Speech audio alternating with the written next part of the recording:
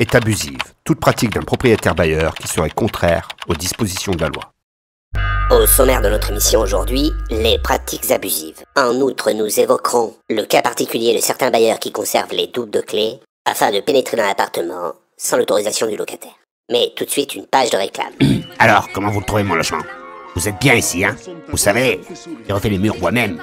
J'ai choisi de mettre des briques. Je trouvais que ça donnait un caractère assez sympathique à l'appartement. Ça vous plaît? Par contre, j'ai vu qu'à l'entrée vous aviez fait des tâches. Faudra me les enlever le jour où vous partirez, hein? Par contre, ça vous gêne pas si je zappe? Écoutez, au niveau de votre dossier, il y a quelques petits éléments qui me tracassent. Ça risque bien de passer au niveau du propriétaire. Ah bon? Mais je remplis toutes les conditions là, madame. Eh oui, mais il y a des petites... Bien, il y a des petites modifications à faire.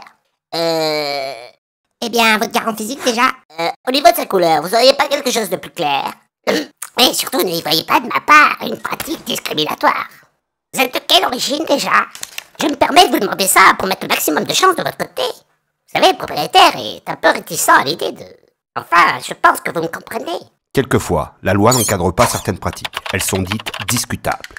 Ouais, mais de toute façon, on peut toujours discuter. Bien, alors, en attendant, on va déjà faire la note, hein. Bien, alors, on a un état des lieux à 14,90 €. Ensuite, on a un bail à 14,90 €. Des frais de papeterie, pareil, 14,90 €. Mes frais de déplacement, 14,90 €. Qui nous fait un total, si j'ajoute la caution, de 3 494,90 €. Bien sûr, vous pouvez me régler en plusieurs fois, moyennant des frais d'échelonnement, des frais de dossier, avec un taux de crédit préférentiel. Les pratiques abusives semblent en majorité être le fait de propriétaires bailleurs mal informés, voire inquiets.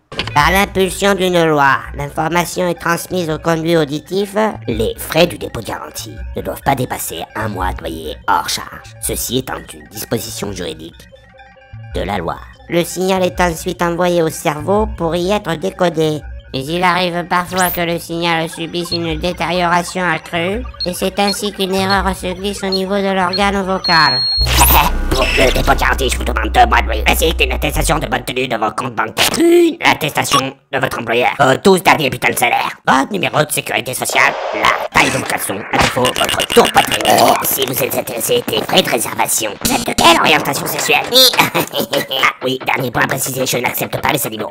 Il y aura des frais de bail. Il y aura des frais. Il y aura des frais. Il y aura des frais. Il y aura des frais.